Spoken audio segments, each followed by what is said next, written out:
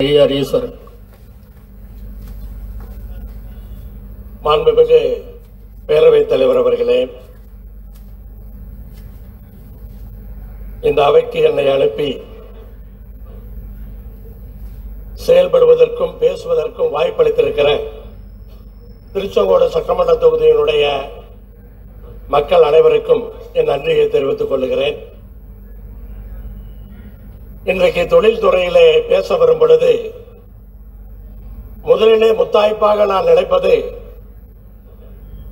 இந்தியாவிலேயே அதிக பெண்கள் தொழிற்சாலைகளிலே வேலை பார்க்கிற மாநிலம் என்று சொன்னால் அது தமிழ்நாடு என்கிற ஒரு முத்தாய்ப்பான விஷயம் என் எண்ணத்திலே வருகிறது. அதற்கு காரணம் என்ன?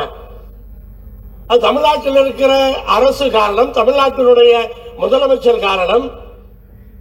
கலைஞர் உரிமை தொகை என்று மாதம் 1000 ரூபாயை குடும்ப தலைவிகளுக்கு கொடுத்து அவர்களுக்கு ஒரு மிகப்பெரிய விழிப்புணர்வை உண்டாக்கி அந்த குடும்பத்தில் உள்ள பெண்கள் எல்லாம் வேலைக்கு போவதற்கு வாய்ப்பை ஏற்படுத்தி கொடுத்திருக்கிறாரே, அதுதான் காரணம். அப்ப கலைஞர் உரிமை தொகை இன்றைக்கு 1,16,00,000 குடும்பங்களுக்கு இன்றைக்கு கொடுக்கப்படுகிறது.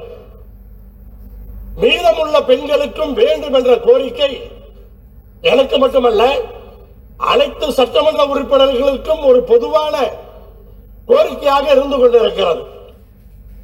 அப்படி இதற்கு முன்பே சட்டமன்றத்திலே அதை பற்றி பரிசீலிக்கப்படும் என்று அறிவிக்கப்பட்டிருக்கிறது என்ற செய்தி மகிழ்ச்சியாக இருந்தாலும், மீதமுள்ள தகுதியான பெண்களுக்கும் அந்த மகளிர் உரிமை தொகையை கொடுப்பதற்கு தமிழ்நாடு முதலமைச்சர் அவர்கள் முன்வர வேண்டும் என்று அந்த அன்பான கோரிக்கையை அனைத்து ஆண்களின் சார்பாகவும் மாண்புமிகு முதலமைச்சர், மாண்புமிகு பேரவைத் தலைவர், பேரவை துணைத் தலைவர் அவர்களே, நம்முடைய மாண்புமிகு ஈஸ்வரன் அவர்கள் கலைஞர் உரிமை தொகையை பற்றி குறிப்பிட்டு சொல்லி, ஏற்கனவே மாதந்தோறும் 1000 ரூபாய் வழங்கக்கூடிய அந்த திட்டத்தின் அடிப்படையில் 1,14,00,000 பேருக்கு அது வழங்கப்பட்டுக் கொண்டிருக்கிறது. ஆக தகுதி வாய்ந்தவர்களை தேர்ந்தெடுத்து அது வழங்கப்பட்டுக் கொண்டிருக்கிறது எல்லோருக்கும் தெரியும். ஆனால் இன்னும் இதில் விடுபட்டு போயிருக்கிற செய்தியும் தொடர்ந்து வந்து கொண்டிருக்கிறது. அது அரசுக்கும் கவனத்துக்கு வந்திருக்கிறது. ஏற்கனவே இந்த அவையிலும் அது எடுத்துச் சொல்லப்பட்டிருக்கிறது. எனவே இதையெல்லாம் கருத்திலே கொண்டு மக்களுடன் முதல்வர் என்ற அந்த திட்டத்தின் அடிப்படையில் பொதுமக்களுடைய கோரிக்கைகளை ஏற்று உடனடியாக அந்த கோரிக்கையை நிறைவேற்றுகிற அந்த பணியை நாம் தொடர்ந்து நிறைவேற்றிக் கொண்டிருக்கிறோம். ஆக அந்த பணியை பொறுத்தவரையில் வருகிற ஜூன் மாதம் 4ஆம் கட்டமாக அந்த மக்களுடன் முதல்வர் திட்டத்தின் அடிப்படையில் அந்த கோரிக்கைகளை கேட்கக்கூடிய அந்த பணியை தொடங்க இருக்கிறோம். அப்படி தொடங்கப்படுகிற நேரத்தில் 9,000 இடங்களில் அது நடைபெறவிருக்கிறது. அப்படி நடைபெறுகிற போது இந்த கலைஞர் உரிமை தொகை யாராருக்கு விடுவிட்டு போயிருக்கிறதோ அவர்கள் முறையாக விண்ணப்பித்தால் நிச்சயமாக விரைவில் அதுவும் வழங்கப்படும் என்பதை தெரிவித்துக் கொள்கிறேன். மாண்பு உறுப்பினர் ஈஸ்வரன். மாண்புமிகு முதலமைச்சர் அவர்களுக்கு அனைத்து சட்டமன்ற உறுப்பினர்களின் சார்பாக, அனைத்து தமிழ்நாட்டு குடும்பங்களின் சார்பாக என் நெஞ்சார்ந்த நன்றியை இந்த நேரத்திலே தெரிவித்துக் கொள்கின்றேன். பெண்களுடைய சிறப்பை பற்றி பேசும் பொழுது எனக்கு வருகிற ஞாபகம் 1973ஆம் ஆண்டு அப்போது முதலமைச்சராக இருந்த முத்தமிழறிஞர் கலைஞர் அவர்கள் திருச்செங்கோட்டுக்கு கண்ணகி விழாவிலே கலந்து கொண்டு மிக அருமையாக பெண்களுடைய சிறப்பை பற்றி அங்கே பேசியிருக்கிறார். 1953ஆம் ஆண்டு திருச்செங்கோட்டிலே ஆரம்பிக்கப்பட்ட கண்ணகி விழா இன்றைக்கும் தொடர்ந்து 72 ஆண்டுகளாக நடந்து கொண்டிருக்கிறது. அதிலே ஆரம்ப காலங்களிலே பெரியவர் மாப்போசி அவர்கள் அதை நடத்தி இருக்கின்றார். பிறகு அவரை தொடர்ந்து சிலம்பொலி செல்லப்பனார் அவர்கள் அந்த விழாக்களை நடத்தி இருக்கிறார். திருச்செங்கோடு TM காளியண்ணன் அவர்கள் அந்த விழாக்களை நடத்தி இருக்கிறார். அப்படி தொடர் அந்த முயற்சிகளிலே இன்றைக்கு எனக்கும் அதை திருச்செங்கோட்டிலே நடத்தக்கூடிய அந்த வாய்ப்பு கிடைத்திருக்கிறது. தொடர்ந்து திருச்செங்கோடு தொகுதியினுடைய அந்த பகுதியினுடைய மக்கள் இந்த விழாவின் போது சிலப்பதிகாரத்தினுடைய பெருமை பெரிய அளவில் பேசப்படுகிறது. அதனால் இதை நினைவு கூறுகின்ற வகையிலே 1973ஆம் ஆண்டு முத்தமிழர் கலைஞர் அவர்கள் அந்த சிறப்பாக பேசிய அதையெல்லாம் ஞாபகப்படுத்தி திருச்செங்கோட்டிலே அதை ஞாபகப்படுத்துகின்ற வகையிலே ஒரு சிலப்பதிகார கோட்டம் என்ற ஒன்றை உருவாக்க வேண்டும். அதற்கு இந்த அரசு முன்வர வேண்டும். தமிழ்நாடு முதலமைச்சர் அவர்கள் அதற்கு எனக்கு கருணை காட்ட வேண்டும் என்று அன்போடு கேட்டுக்கொள்கிறேன். மாண்புமிகு முதலமைச்சர். நம்முடைய பேரவை துணைத் தலைவர் அவர்களே, நம்முடைய ஈஸ்வரர் சொன்ன கோரிக்கை நிச்சயமாக ஏற்கனவே அவர் 2 முறை என்னை சந்தித்து இது குறித்து விவரமாக சொல்லியிருக்கிறார். அதற்குரிய ஆதாரங்களை எல்லாம் அடிப்படையாக வச்சு நேற்றை கொண்டு வந்திருக்கிறார். அது குறித்து அதிகாரிகளிடத்தில் சொல்லி ஆய்வு செய்து சொல்லியிருக்கிறேன். இப்போது இங்கேயும் பேசியிருக்கிறார். நிச்சயமாக அவருடைய நினைவு, அவருடைய கனவு நினைவாக்கப்படும் என்பதை உறுதியோடு தெரிவித்துள்ளது. மாண்பு உறுப்பினர் ஈஸ்வரன். மாண்புமிகு பேரவை துணைத் தலைவர் அவர்களே, தமிழ்நாட்டினுடைய முதலமைச்சர் அவர்களுக்கு எங்கள் தொகுதி மக்களின் சார்பாக, கொங்கு மண்டலத்தில் இருக்கிற மக்களின் சார்பாக எப்படி நன்றி சொல்வது என்றே எனக்கு தெரியவில்லை. இது ஒரு 50 ஆண்டு கால கோரிக்கை. முத்தமிழர் கலைஞர் அவர்கள் 1973 வந்தார் என்று சொன்னேன். அன்றைய தேதியிலிருந்து இந்த கோரிக்கை திருச்செங்கோட்டில் இருக்கிறது. அதை இன்றைக்கு தமிழ்நாட்டினுடைய முதலமைச்சர் அவர்கள் நிறைவேற்றி கொடுத்திருக்கிறார். நெஞ்சார அனைவரின் சார்பாக இந்த நேரத்திலே என் நன்றியை தெரிவித்துக் கொள்கிறேன். நன்றி. தொழில்துறையை பற்றி இந்த மாநிலத்திலே நான் பேசும் பொழுது மிக அருமையான ஒரு பொற்காலமாக இன்றைக்கு அமைந்திருக்கிறது. தொழில்துறை அமைச்சர் அவர்களும் அதில் இருக்கிற அதிகாரிகளும், ஏன் தலைமைச் செயலாளர் கூட தொழில்துறை செயலாளராக இருந்தவர். அப்படி இன்றைக்கு ஒரு அருமையான அணி அமைந்திருக்கிறது. அதையெல்லாம் வைத்துத்தான் ஒரு நம்பிக்கையோடு தமிழ்நாட்டினுடைய முதலமைச்சர் அவர்கள் $1 trillion பொருளாதாரம் என்று அறிவித்து தமிழ்நாட்டை இன்றைக்கு வீரநடை போட்டு அதை நோக்கி பயணித்துக் கொண்டிருக்கின்றார். கோவிட் காலத்துக்கு பிறகு தொழில் கொஞ்சம் தொய்வடைந்தாலும் கூட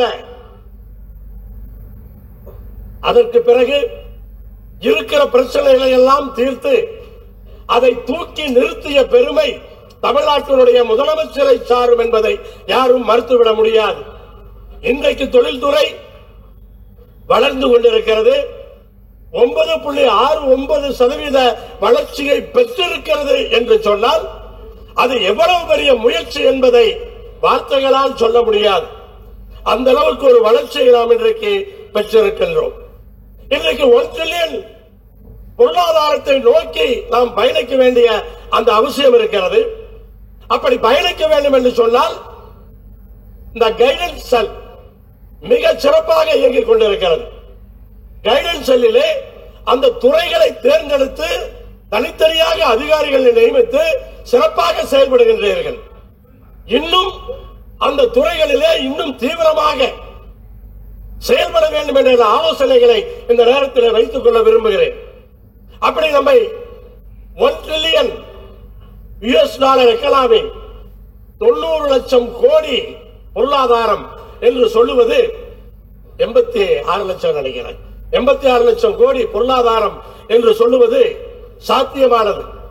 நாம் இந்த துறைகளை எல்லாம் கவனிக்க வேண்டும், அதில் கவனம் செலுத்த வேண்டும். Petrochemicals, integrated petrochemical complex, semiconductor, pharmaceutical, textile, pump industry, automobile, granite, Namakkal Sankagiri சரக்கு போக்குவரத்து, திருச்செங்கோடு ரிக்கு, கரூர் பஸ் பாடி பில்டிங், தோல் பயன்படுத்தாத காலணிகள், சேலம் சேகோ உற்பத்தி, பொம்மை என்பது புதிதாக தெரியலாம். ஆனால் இன்றைக்கு அமெரிக்கா சீனாவுக்கு வரியை உயர்த்திய பின்னால் பொம்மையிலே ஒரு மிகப்பெரிய எதிர்காலம் இருக்கிறது. அதையும் நாம் இங்கே கவனத்தில் கொள்ள வேண்டிய அவசியம் இருக்கிறது. இன்டகிரேட்டட் பெட்ரோகெமிக்கல் காம்ப்ளெக்ஸ் என்று சொன்னால் இன்றைக்கு 1000 கிலோமீட்டர் கணக்கிலே கொண்டவர்கள் நாம் கடற்கரையை ஒட்டி இதை கொண்டு வருவதற்கான அத்தனை வாய்ப்புகளும் இருக்கிறது. கடலூரிலே ஹல்டியா பெட்ரோகெமிக்கல் காம்ப்ளெக்ஸ் ப்ரொபோஸ் பண்ணணும். அது என்ன ஆச்சுன்னு எனக்கு தெரியல. அதை கண்டிப்பா முன்னெடுக்கணும். அதே போல நாகப்பட்டினத்திலே பேச ஆரம்பிச்சிருக்கேன் தலைவர்கள். நாகப்பட்டினத்திலே சிபிசிஎலோடு இணைந்து அந்த பெட்ரோகெமிக்கல் காம்ப்ளெக்ஸ் சிபிசிஎலுக்கு அங்கே 1300 ஏக்கர் நிலம் இருக்கிறது. ஆனால் அதுவும் தாமதமாகிக் கொண்டிருக்கிறது. அதையும் அமைச்சர் அவர்கள் அது என்ன நிலையில் இருக்கிறது என்பதை தன்னுடைய பதிலுரையிலே சொல்ல வேண்டும். அதே போல தூத்துக்குடியிலே சக்தி குரூப் பெட்ரோகெமிக்கல் காம்ப்ளெக்ஸ், இதுவெல்லாம் சின்ன விஷயம் அல்ல. இந்த 3 விஷயங்களும் நடந்தது என்று சொன்னால் 61,000 பேருக்கு வேலை கிடைக்கும் நேரடியாக. அதுக்கப்புறம் சப்கான்ட்ராக்ட் நிறைய வரும். ஒரு உதாரணம், எப்படி வெற்றிக்கான உதாரணம்னா, சிங்கப்பூர்ல டொரோனோ ஐலண்ட் இருக்கு. அங்க 35 பில்லியன் பெட்ரோ காம்ப்ளெக்ஸ் 35 பில்லியன். அதே மாதிரி சவுதி அரேபியால SABIC petro complex 40 billion US dollar. இன்னைக்கு கணக்கு போட்டு பாருங்க. 40 பில்லியன் சொன்னா இன்னைக்கு 303 லட்சம் கோடி 3 லட்சம் கோடி. அது அதே மாதிரி பாத்தீங்கன்னு சொன்னா குஜராத்ல ஜாம்நகர்ல உலகத்திலேயே மிகப்பெரிய பெட்ரோகெமிக்கல் காம்ப்ளெக்ஸை அங்கே உருவாக்கி கொண்டிருக்கிறார்கள். அதே போல ஒரிசாவிலே பாரதி போர்ட்ல இன்னைக்கு நடந்துட்டு இருக்கு. இப்ப நம்ம கொஞ்சம் ஏமாந்தோம்னு சொன்னா இதுவெல்லாம் ஒரிசாவுக்கும் ஆந்திராவுக்கும் செல்வதற்கான அந்த வாய்ப்புகள் இருக்கிறது. நாம் விழித்துக் கொள்ள வேண்டும் என்றுதான் இந்த நேரத்தில் நான் சொல்லிக் கொள்கிறேன். விண்வெளி கொள்கை மாதிரி இந்த பெட்ரோ காம்ப்ளெக்ஸ் தமிழ்நாட்டினுடைய பொருளாதாரத்தை மிகப்பெரிய அளவில் வளர்த்தக்கூடியது. அப்ப ஒருங்கிணைந்த பெட்ரோகெமிக்கல் காம்ப்ளெக்ஸுக்கு தனி கொள்கை வகுக்க வேண்டும். என்னை கேட்டால், அதாவது invest in Tamil Nadu in petrochemicals 2027 என்று இப்போதே நாம் இலக்கு வைத்து பணியாற்றினோம் என்று சொன்னால் இன்னும் பெரிய அளவிலே இந்த பெட்ரோகெமிக்கல்ஸை கொண்டு வருவதற்கான வாய்ப்பு இருக்கிறது. அடுத்து செமிகண்டக்டர்ஸை பொறுத்தவரை பல்லடத்திலும் சூலூரிலும் அமைச்சர் அவர்கள் அறிவித்திருக்கிறீர்கள். அதற்கு நன்றி தெரிவித்துக் கொள்கின்றேன். டாடா எலக்ட்ரானிக்ஸ் தைவான் கம்பெனியும் நமக்கு இங்கே வர வேண்டியதை பறித்துக் கொண்டு குஜராத்துக்கு சென்றிருக்கிறார்கள். 93,000 கோடி 20,000 பேருக்கு வேலை வாய்ப்பு, அதையெல்லாம் நாம் இழந்திருக்கிறோம். அதையெல்லாம் கருத்தில் கொண்டு நாம் கவனமாக செயல்பட வேண்டிய அந்த அவசியம் இன்றைக்கு இருக்கிறது. பார்மசூட்டிக்கல் எடுத்துக்கிட்டு சொன்னா மருந்து தயாரிப்பு இன்னைக்கு 2 லட்சம் கோடி பொருளாதாரம். அது இது இப்பவே இன்னைக்கு நம்ம தமிழ்நாட்டில் பார்த்தோம்னு சொன்னா தனியா அதுக்கு பார்க் கொண்டு வரோம். 1978 பாத்தீங்கன்னு சொன்னா திருப்பூர்ல தனியா பார்க் இருக்கு. இப்ப உரகடத்திலேயோ புதிதா திண்டுவனத்திலேயோ நம்ம அந்த மெடிக்கல் பார்க் கொண்டு வரோம். அங்க பல்க் மேனுபேக்சரிங் வரணும். அதற்கான முயற்சிகளை அமைச்சர் செய்ய வேண்டும் என்று இந்த நேரத்திலே நான் கேட்டுக்கொள்கிறேன். அதேபோல தமிழ்நாட்டில் வாங்குகிற மருந்துகள் ஒரு 15% தமிழ்நாட்டில் இருக்கிற கம்பெனிகளுக்கு பிரியாரிட்டி கொடுக்கணும். கர்நாடகாவில் கொடுக்கிறாங்க, அது நடந்துட்டு இருக்கு. அதை கொடுப்பதற்கு முன்வர வேண்டும்.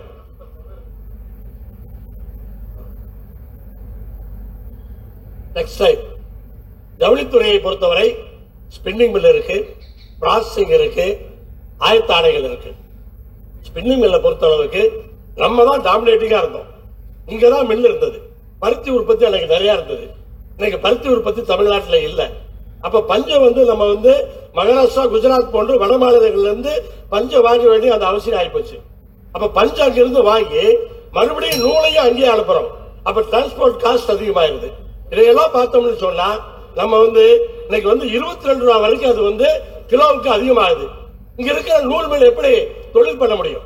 அதை புரிந்து கொண்டு தமிழ்நாட்டுடைய முதலமைச்சர் அவர்கள் 6% வட்டி மானியத்தை மாடலைசேஷனுக்காக நூல் மில்களுக்கு கொடுத்திருக்கிறார். அது வரவேற்கக்கூடிய விஷயம். அதே போல இன்றைக்கு கலைஞர் கடன் திட்டம் என்று ஆரம்பித்திருக்கிறோம். அதை இன்னும் வேகப்படுத்தி அதை முன்னேற்ற வேண்டும் என்று அன்போடு இந்த நேரத்தில் கேட்டுக்கொள்கிறேன். விருதுநகர்ல PM மித்ரா பார்க் அதை வேகப்படுத்த வேண்டும். குறிப்பா அதுல கொண்டு போய் நம்ம இப்ப இருக்கிற ஸ்பின்னிங் மில், ரெடிமேட் கார்மெண்ட்ஸ் போட்டு பிரயோஜனம் இல்லை. அதுல இன்னைக்கு மேன்மேட் ஃபைபர் வரணும். காட்டன்ல நமக்கு இன்னைக்கு பிரச்சனை இருக்கு. ஆனா மேன்மேட் ஃபைபர்ங்கிறது உலக அளவுல ஒரு மிகப்பெரிய பிசினஸ். ஆனா அதெல்லாம் சைனாலையும் தாய்வான்லயும் கொரியாலையும் இருக்கு. அப்ப மேன்மேட் ஃபைபர் அமைச்சருக்கு தெரியும். மேன்மேட் ஃபைபர் கொண்டு வந்தோம்னு சொன்னா நம்ம அந்த ஜவுளித்துறையில மீண்டும் பெரிய அளவில் சாதிப்பதற்கான அந்த வாய்ப்புகள் இதுக்கு இருக்கிறது. அதே போல பாத்தீங்கன்னு சொன்னா பம்ப் இண்டஸ்ட்ரி 55% நாட்டு உற்பத்தியில, 30% வேல்யூல. ஆனா 1990ல 80% வேல்யூல இருந்தோம். இன்னைக்கு 30% எல்லாம் குஜராத்துக்கு போயிடுச்சு. கோயம்புத்தூரோட பம்ப் 6 தான் பிராண்ட்ல இருக்கு. குஜராத்ல இன்னைக்கு 20 பிராண்ட் வந்துருச்சு. இங்க காமன் தயாரிக்க முடியல. அங்கிருந்து சீப்பா கொடுக்கறான். என்ன காரணம்னு நம்ம எக்ஸ்ப்ளோர் பண்ணணும். அதனால சின்ன கம்பெனி எல்லாமே இன்னைக்கு மூடிட்டாங்க. அதுக்கு கண்டிப்பா அமைச்சர் அவர்கள், அதிகாரிகள் கண்டிப்பாக அதை கவனத்தில் கொள்ளணும். அதே போல கோயம்புத்தூருக்கு எம்என்சி எல்லாம் வந்தாங்க, பம்ப் இண்டஸ்ட்ரி போடுறதுக்கு வந்தாங்க. ஆனா நிலவிலை அதிகமாக இருக்கிறது என்று அவர்கள் எல்லாம் திரும்பி சென்று விட்டார்கள். அப்படியே கொத்தா குஜராத்துக்கு கூட்டிட்டு போயிட்டாங்க. அது எப்படின்னு எனக்கு தெரியல. எம்என்சில பம்ப் போடுறது பெரிய பெரிய இண்டஸ்ட்ரி, அது விவசாயம் சார்ந்தது. ஆனா அதுக்கான என்னன்னு பார்த்து அதை தீர்க்க வேண்டும். ஆட்டோமொபைல் பார்த்தீங்கன்னு சொன்னா பெரிய கம்பெனி தான் வருது. வர்றப்ப என்ன பண்றாங்க, முதல் டயருக்கு நமக்கு ஜாப் கொடுக்கறாங்க. அப்புறமா என்ன பண்றாங்க, கொரியாலிருந்து வந்தா கொரியாலிருந்து கூட்டிட்டு வந்துடலாம். கூட்டிட்டு வந்துட்டு நம்மால 2வது டயர் கொண்டு போயிடலாம். இப்ப என்ன பண்ணிட்டா, முதல் டயரும் வெளிநாட்டுல இருந்து, 2வது டயரும் வெளிநாட்டுல இருந்து, 3வது சப்கான்ட்ராக்ட் தான் நம்மளுக்கு கிடைக்குது. இவன் லாபம் பாப்பா, எல்லாம் போச்சு. அதனால அதை கவனத்தில் கொள்ள வேண்டும். அதே போல ஈவி வெஹிக்கிள் ரொம்ப பேசுறோம். பெரிய அளவில் நம்ம வளர்ந்தோமா அப்படின்னு கேட்டா கொஞ்சம் குறைவா இருக்கு.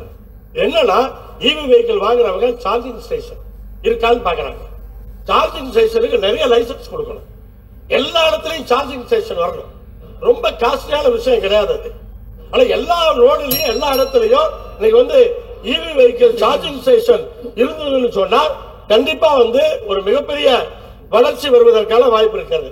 கிரானைட் நம்ம ரொம்ப ஸ்ட்ராங் கிரானைட்ல, ரஃப் கிரானைட் இருக்கு, ஸ்லாப்ஸ் இருக்கு, நம்ம மானுமெண்ட்ஸ் இருக்கு, இந்த 3. ஆனா ரஃப் கிரானைட் எக்ஸ்போர்ட் ஆகுது. ரஃப் கிரானைட்ல இருந்து மானுமெண்ட்ஸ் பண்ணோம்னா 3 மடங்கு நம்ம வேல்யூ அடிஷன் வரும். ஆனா ரஃப் கிரானைட் எக்ஸ்போர்ட் பண்றோம், அது தடுக்கப்படணும். முதல்ல ஒரு காலத்துல ப்ராசஸிங் இண்டஸ்ட்ரிக்கு தான் நம்ம குவாரி எல்லாம் கொடுத்தோம். இப்ப டேமில்ல கூட விற்கிறாங்க. டேமில்ல என்ன பண்றாங்க, $US ரேட்ல விற்கிறாங்க. அவங்களே எக்ஸ்போர்ட் ரேட்ல வித்தா இங்க ப்ராசஸிங் வாங்கி எப்படி ப்ராசஸ் பண்ண முடியும்? ஆனா அதுக்கு தான் அந்த ப்ராசஸிங் இண்டஸ்ட்ரிக்கு, மானுமெண்ட்ஸ் பண்றவங்களுக்கு கண்டிப்பா ஒரு தீர்வு வேணும். அதே போல பாத்தீங்கன்னா ஸ்லாப் ஒரு இந்தியாவில் ஒரு மிகப்பெரிய இண்டஸ்ட்ரி. நமக்கு தெரியும், மதுரையில வந்த பிரச்சனை எல்லாம் தெரியும். ஆனா அங்க ஏகப்பட்ட மெட்டீரியல் அப்படியே கிடைக்குது. எல்லாம் கிராக் வீணா போயிடும். அது ஏதோ ஒரு வகையில நம்ம நீதிமன்ற வழக்கு இருக்கு, எல்லாம் இருக்கு. அரசாங்கமே அதான் நீதிமன்றத்தில் ஒரு கேரண்டியை கொடுத்து அந்த மெட்டீரியல் எல்லாம் பயன்படுத்த முடியுமா? இல்லைன்னா ஸ்கிராப் ஆயிடும். எதுக்குமே பயன்படாது, கிராக் வீணா போயிடும். அதுக்கு முயற்சிக்க வேண்டும். அதே மாதிரி பாத்தீங்கன்னு சொன்னா பல விஷயங்களுக்கு சிறப்பு நீதிமன்றங்கள் பதிவு பண்ண விடுங்க. பல விஷயங்களுக்கு சிறப்பு நீதிமன்றங்கள் வச்சிருக்கிறோம். இன்னைக்கு இண்டஸ்ட்ரி பாத்தீங்கன்னு சொன்னா இந்த டிஸ்பியூட்னால மூடப்படுற கம்பெனி நிறைய இருக்கு. டிஸ்பியூட்னால நிறைய கம்பெனி மூடிடுறாங்க, ஆர்பிட்ரேஷன் போறாங்க, ஒண்ணும் நடக்க மாட்டேங்குது. அப்ப இந்த இண்டஸ்ட்ரி டிஸ்பியூட்டை தீர்க்கிறதுக்கு ஒரு சிறப்பு நீதிமன்றம் வேண்டும் என்ற ஒரு கோரிக்கை இருக்கிறது. அது என்னன்னு பார்த்து அதை தீர்க்கிறதுக்கான அந்த முயற்சிகளை செய்யணும். அதே மாதிரி நாங்குநேரி உறுப்பினர் அந்த SEZல 1000 ஏக்கர் NCLT-க்கு போய் பெண்டிங்ல கிடக்கு. NCLT தான் இருக்கு. ஆனா தமிழ்நாடு அரசு நினைத்தால் அந்த 1000 ஏக்கரையும் NCLT-க்கு போய் டிக்கோ ஏதோ ஒரு வகையில அதை நம்ம வாங்கிட முடியும். அதை வாங்கிட்டோம்னு சொன்னா நாங்குநேரியில அந்த SEZ பயன்படுத்துறதுக்கான அந்த வாய்ப்புகள் இருக்கு. ஒரே நிமிஷம் முடிச்சிடுறேன். அதாவது செய்யாறு இண்டஸ்ட்ரியல் பார்க், நம்ம உறுப்பினர் ஜோதி அவர்கள் பேசினார். செய்யாறு இண்டஸ்ட்ரியல் பார்க் அந்த ஏரியா ஏன்னா அங்க நான் ஒரு ஃபேக்டரி வச்சிருக்கேன், எனக்கு தெரியும். அது செய்யாறுல வந்து மேன் பவர் நிறைய இருக்கு. அந்த பகுதி தொழில் ரீதியாக வளர்வதற்கான நிறைய வாய்ப்புகள் இருக்கு. அந்த செய்யாறுல இருந்து திருவண்ணாமலை ரோடு அவர் கேட்டது, செய்யாறுல இருந்து திருவண்ணாமலைக்கு அந்த ரோடு எக்ஸ்டென்ஷன் பண்ணணும். இன்ஃப்ராஸ்ட்ரக்சர் திருவண்ணாமலை இருந்து செய்யாறு வழியா சென்னைக்கு வந்து ஒரு மிகப்பெரிய ரோடு இருந்ததுன்னா அது வழிநடுக தொழில் வளர்வதற்கு நிறைய வாய்ப்புகள் இருக்கிறது. அதை கண்டிப்பா பரிசீலிக்கணும். அப்புறம் போன முறை நம்முடைய அமைச்சர் அவர்கள் ஜப்பான் டெஸ்கை பற்றி அறிவித்தார். ஜப்பானில் தமிழ்நாட்டினுடைய டெஸ்கை பற்றி அறிவித்தார். அதற்கு முயற்சிகளை என்ன நடந்திருக்கிறது என்பதை இந்த நேரத்திலே தெரிந்து கொள்ள விரும்புகிறேன். இன்னொன்று நம்முடைய தமிழ்நாட்டினுடைய உற்பத்தி பொருட்களுக்கு இந்தியாவில் உள்ள எல்லா மாநிலங்களிலும் அதே போல வெளிநாடுகளிலும் ஒரு பொதுவான வேர் ஹவுஸ் வேணும். எல்லாரும் நம்ம வந்து பம்பை எடுத்துக்க உதாரணத்துக்கு நம்ம போய் வச்சு விற்க முடியல. அப்போ இப்ப அதாவது இந்தியன் கவர்மெண்ட் வந்து அந்த NSIL ஒன்று வச்சிருக்காங்க. அதுல வந்து வேற நாடுகள்ல நம்ம பொருளை வந்து காமனா வேர் ஹவுஸ் வச்சிருக்காங்க. தமிழ்நாடு அரசின் சார்பாக அந்த பொதுவான வேர் ஹவுஸ் வச்சோம்னு சொன்னா இந்த தொழில்கள் எல்லாம் விற்பனைக்கு வசதியாக இருக்கும். அதற்கு அமைச்சர் அவர்கள் முன்வர. மாண்பு உறுப்பினர் நன்றி. நான் பேசும்போது சிலம்பொழியார் அவர்களை பற்றி பேசினேன். சிலம்பொழியார் அவர்களை பற்றி பேசாதவர்கள் கிடையாது. ஆனால் ஐயா சிலம்பொலி செல்லப்பனார் அவர்களுடைய பிறந்த நாளை அரசு விழாவாக நடத்துவதற்கு அரசு முன்வர வேண்டும். அதே போல சிலம்பொலி செல்லப்பனார் அவர்கள் பெயரிலே தமிழ்நாடு அரசிலே ஒரு விருதும் வழங்க வேண்டும் என்று இந்த நேரத்திலே அன்பான கோரிக்கையை வைத்து பேரவை துணைத் தலைவர் அவர்களுக்கு இந்த நேரத்திலே நன்றி பாராட்டி விடைபெறுகிறேன். நன்றி, வணக்கம். மாண்பு கைத்தறித்துறை அமைச்சர். மாண்புமிகு பேரவை துணைத் தலைவர் அவர்களே, மாண்புமிகு உறுப்பினர் அவர் பேசும்போது இந்த பருத்தி பத்தி சொன்னார். இப்போ வந்து பாம்பேல இருந்து வரணும், ஆந்திரால இருந்து வரணும், இங்கிருந்து இவருன்னு. மாண்புமிகு முதலமைச்சர் ஆட்சி பொறுப்பேற்றவுடன் முதல் கோயம்புத்தூர்ல நான் அந்த கலெக்டர் ஆபீஸ்ல இந்த டெக்ஸ்டைல் டிபார்ட்மெண்ட் எல்லாம் சேர்ந்து நாங்க ஆணிட்டு அவங்க ஒரு கோரிக்கை வச்சாங்க. என்ன கோரிக்கை? 20 வருஷமா அந்த கோரிக்கை. செஸ் வரி 1% இருக்கு, அந்த 1% நீக்கினா நீங்க சொன்னீங்கல்ல CCI காட்டன் கார்பரேஷன் இந்தியான்றது அங்க வச்சுக்கிறாங்க பாம்பேல, அங்கிருந்து தான் நாங்க டிரான்ஸ்போர்ட் பண்ணோம் சொன்னோம். நாங்க உடனே நான் முதலமைச்சர்கிட்ட வந்து சொன்ன உடனே அவர் அது ஆய்வு செய்து 13/9/2022 அன்று அந்த செஸ் வரி நீக்கினார். இப்போ CCI cotton corporation of India இங்கே வச்சுக்கலாம். அது இல்லாத இப்போ நாங்க ஒரு முயற்சி எடுத்துன்னு கொண்டு இருக்கிறோம். CCI என்றதோட காட்டன் கார்பரேஷன் தமிழ்நாடு வந்து நிறுவப்படுத்தி நம்ம அந்த காட்டன் கண்ட்ரோல் எப்படி எடுத்துன்னு வர்றதுக்கு அந்த பைனான்ஸுக்காக முதலமைச்சர் அவர் ஆலோசனைப்பட்டுக்கிட்டார். நிச்சயமாக அது நடக்கும். மாண்புமிகு உறுப்பினர், மாண்புமிகு தொழில்துறை அமைச்சர். மாண்புமிகு பேரவைத் தலைவர் அவர்களே, அவர் ரிப்ளைல சொல்லலாம் நினைச்சேன், ஆனா நிறைய சப்ஜெக்ட்ஸ் பேசிட்டாரு. அப்புறம் வெளியில மீடியாவுக்கு போயிடுன்றதுக்காக குவிக்கா ஷார்ட்டா சொல்லிடுறேன். அருமன் ஈஸ்வரன் அவர்கள் கேட்கும்பொழுது ஹால்டியா குறித்து கேட்டார். ஹால்டியா ஒரு சின்ன சட்ட சிக்கல் இருந்துச்சு, அது இப்ப தீர்க்கப்பட்டு வெகு விரைவில் நல்ல செய்தி அங்கே வரும். CPCL பொறுத்தவரை எல்லை முடிக்காம இருந்துச்சு. எல்லை வந்து எல்லா லேண்ட் ஓனர்ஸ்கிட்டையும் பேசி நல்ல ஒரு அவங்களுக்கு ஒரு நல்ல அமௌண்ட் அவங்களுக்கு கொடுத்து அவங்களுக்கு உரிய அந்த நிதியை கொடுத்து இப்போ அந்த எல்லை கூட கம்ப்ளீட் ஆயிடுச்சு. இன்ஃபேக்ட் CPCL ஏற்கனவே ப்ராமிஸ் பண்ணதை விட இன்னும் பெரிய ஒரு முதலீடை இங்கே செய்வார்கள் என்ற மகிழ்ச்சியான செய்தியை இங்கே நான் தெரிவித்துக் கொள்ள கடமைப்பட்டிருக்கிறேன். அதே போல பெட்ரோலியம் டெரிவேட்டிவ்ஸ் பத்தி நீங்க கேட்டீங்க. ஏற்கனவே இங்க சிங்கப்பூர்லயும் துபாய்லயும் எப்படி வந்து இந்த டெரிவேட்டிவ்ஸ் மூலமா அங்கிருந்து பிளாஸ்டிக்ஸ் பொருட்களுக்கான இந்த தேவை இதெல்லாம் பேசிக் நெசசரி. அதே போல கெமிக்கல் டெரிவேட்டிவ்ஸ் நிறைய அதுல இருந்து வரும். நீங்க கேட்கிற கேள்வி, நீங்க கேட்கிற அந்த காரணம் எனக்கு புரிகிறது. அதை ஏற்கனவே மாண்புமிகு திராவிட நாயகன் அவர்களின் இந்த ஆட்சி கவனத்தை எடுத்துக்கொண்டு வருகிறது. ஒரு மிகப்பெரிய மிகப்பெரிய ஒரு நிறுவனத்துடன் பேச்சுவார்த்தை நடந்து கொண்டிருக்கிறது. அவ்வளவுதான் இப்பொழுதுக்கு சொல்ல முடியும். நீங்க எதிர்பார்த்த அந்த billions of dollars of investment வருவதற்கான சாத்தியக்கூறு வெகு பிரகாசமாக இருக்கிறது. டாடாவும் நம்ம தாய்வான் செமிகண்டக்டர்ஸ் எல்லாம் குஜராத்துக்கு செல்லுது என்று நீங்கள் கூறினீர்கள். திராவிட நாயகன் அவர்களை பொறுத்தவரை அவர்கள் எவ்வளவுதான் டெல்லியில் இருந்து போராடி இங்கிருந்து பல நிறுவனங்களை இழுத்து சென்றாலும் திராவிட நாயகன் அவர்களின் மதிநுட்பத்தினால் செமிகண்டக்டர் துறையில் நிச்சயமாக தமிழ்நாடு நம்பர் 1 திகழும் அந்த காலம் வெகு விரைவில் இல்லை. சென்றவர்கள் எல்லாம் அங்க சந்தோஷமாக இல்லை என்ற அந்த செய்தியும் வருகிறது.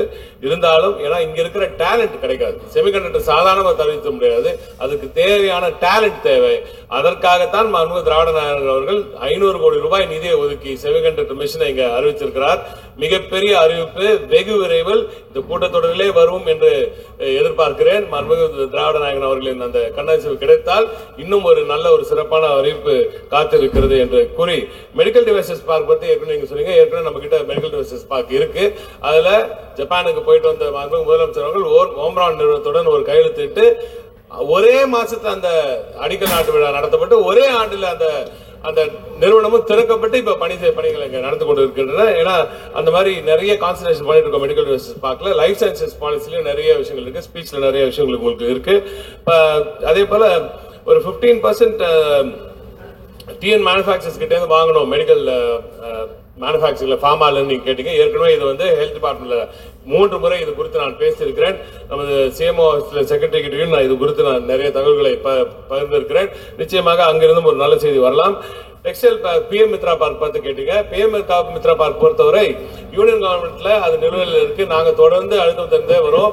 தனியா அவங்க ஒரு பிரைவேட் பார்ட்டிக்கு அது கொடுக்கணும் அப்படின்னு நினைச்சாங்க. அப்படி முடியாது. நம்மள சிப்காட்டே டெவலப்பர், நம்ம ஸ்டேட்ல சிப்காட்டே ஒரு டெவலப்பர். ஆனால் ஸ்டேட் கிட்டே ஒரு டெவலப்பர் இருக்கும்போது தனிநபர்கிட்ட கொடுக்க முடியாது என்று போராடி இன்று சிப்காட்டுக்கு அதை பெற்று தந்திருக்கிறோம். இன்னும் ஓரிரு வாரங்களில் நம்மளுக்கு முழுமையான கிளியரன்ஸ் வரும். நேற்று தான் எம்பிக்கு கொடுத்திருக்காங்க.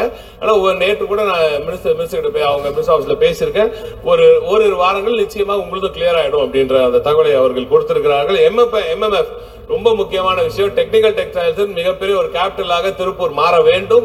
அதுதான் திராவிட நாயகன் அவர்களின் இந்த ஆட்சியின் அந்த நோக்கமும் தான். ஏன்னா நம்ம பாரம்பரியம் அந்த தொழிலையே நம்பி இல்லாம லேட்டஸ்டா வர என்னெல்லாம் டெக் இருக்கோ அதை நோக்கி திருப்பூர் செல்ல வேண்டும் என்றுதான் நான் விரும்புகிறேன். திருப்பூருக்கு ஒரு பாராட்டையும் நான் தெரிவிக்க வேண்டும். 40,000 கோடி ரூபாய் எக்ஸ்போர்ட்ஸை அவர்கள் செய்திருக்கிறார்கள். அவர்களுக்கு அந்த பாராட்டையும் நான் தெரிவிக்க வேண்டும். இப்போ அந்த எம்எம்எஃப் சார்ந்த ஒரு மிகப்பெரிய தொழிற்சாலையோடு நாங்கள் பேசி வருகிறோம். அதற்கு தேவையான ரா மெட்டீரியல், ரா மெட்டீரியல் ரொம்ப அற்புதமான ரா மெட்டீரியல் உலகத்தில் ரொம்ப கம்மியாக செய்யப்படுகிறது. அது வந்துவிட்டால் தமிழ்நாட்டின் ஜவுளித்துறைக்கு ஒரு மிகப்பெரிய ஒரு உத்வேகத்தை அது கொடுக்கும். கார்மெண்ட் மேனுஃபேக்சரிங் பத்தி நீங்க கேட்டீங்க. அதுல ஸ்பீச்ல ஒரு நல்ல ஒரு செய்தி கார்மெண்ட் மேனுஃபேக்சரர்ஸ்க்கு இருக்கு.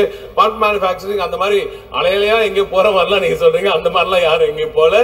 இன்னமும் நிச்சயமாக பம்ப் கேபிட்டல் ஆஃப் த வேர்ல்டாக கோவை தான் திகழும். அதில் சந்தேகமே வேண்டாம் உங்களுக்கு. இவி சார்ஜிங் ஸ்டேஷன் பத்தி பேசுறீங்க. உண்மைதான். நிச்சயமாக சார்ஜிங் ஸ்டேஷன் நிறைய தேவை. இது ஏற்கனவே டிஎன்இபி கிட்ட நிறைய பேசியிருக்கோம். நம்ம ஹைவேஸ் ஒட்டியில இருக்கிற சப்ஸ்டேஷன் திறந்து கொடுங்க. அங்க ஒரு ஸ்பேஸ் உருவாக்கணும். ஹை அண்ட் எலக்ட்ரிக் ஹெச்டி வேணும் உங்களுக்கு. அங்க அந்த லைன் இன் கொடுக்கறதா இஷ்யூவா இருக்கு. சார்ஜிங் ஸ்டேஷன்ஸ் கொடுக்கிறதுக்கு 100 கோடி ரூபாய் ஹிண்டை நிறுவனமும் தரத்துக்கு தயாராக இருக்கிறது. சார்ஜிங் ஸ்டேஷன்ஸ் பிரச்சனை இல்ல, அந்த இன்புட் லைன் கொடுக்கிறது தான் இஷ்யூ. அதனால ஹைவேஸ் ஒட்டிய பகுதிகளில் நம்ம டிஎன்இபி கிட்ட பேசிட்டு இருக்கோம். இங்க கார்பரேஷன்ஸ்லயும் பேசிட்டு இருக்கோம். பல இடத்துல ஏற்கனவே இன்னும் பல இடத்துல சார்ஜிங் ஸ்டேஷன் நிச்சயமாக நிறுவப்படும் என்று நான் இங்கே தெரிவித்துக் கொள்கிறேன். டிஸ்பியூட் செட்டில்மெண்ட் பத்தி நீங்க பேசின இதுவும் நல்ல சிறப்பான ஒரு விஷயம். நாங்குநேரியை பொறுத்த ஒரு விஷயத்தை மட்டும் சொல்லி முடிச்சிடுறேன். என்சிஎல்டில ஏற்கனவே அது இருக்கு, உங்களுக்கு தெரியும். ஆனா அதுல 900 ஏக்கர்ஸ் நம்ம கொடுத்த லேண்ட், நாம வாங்கி கொடுத்த லேண்ட லீஸ் கொடுத்த லேண்ட நம்ம திரும்பி எடுத்தாச்சு. சோ அதுல பிரச்சனை இல்லை. ஆனா இடிலயும் என்சிஎல்டிலயும் அது அட்டாச்மெண்ட் இருக்கு. ஏற்கனவே அவங்க ஒரு ஃப்ராட் பண்ணி ஒரு தவறான ஒரு ஜட்மெண்ட்டை வாங்கியிருக்காங்க.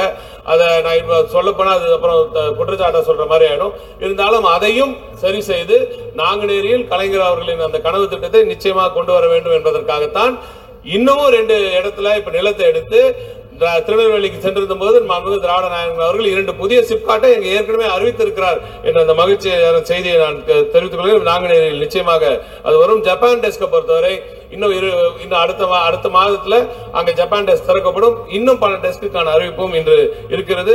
வேர்ஹவுஸ் பாலிசியை பொறுத்தவரை ஏற்கனவே சிப்காட் வேர்ஹவுஸ் பாலிசியில நாங்க ஒரு ஒர்க் பண்ணிட்டு இருக்கோம். ஏற்கனவே சிப்காட் மூலமாக பிளக் அண்ட் பிளே ஃபெசிலிட்டி உருவாக்குவதற்கும் இந்த திராவிட நாயகன் அவர்களின் அரசு செயல்பட்டுக் கொண்டிருக்கிறது. மாண்புமிகு உறுப்பினர் வி.பி. கந்தசாமி அவர்கள் பேசும்போது மாண்புமிகு பேரவைத் தலைவர்களே, நம்முடைய சட்டப்பேரவை உறுப்பினர் நண்பர் ஈஸ்வரன் அவர்களும் நம்முடைய மாண்புமிகு சட்டமன்ற உறுப்பினர் ஜோதி அவர்களும் சிப்காட் சாலையை பற்றி இங்கே ஒரு கோரிக்கை வைத்தார்கள்.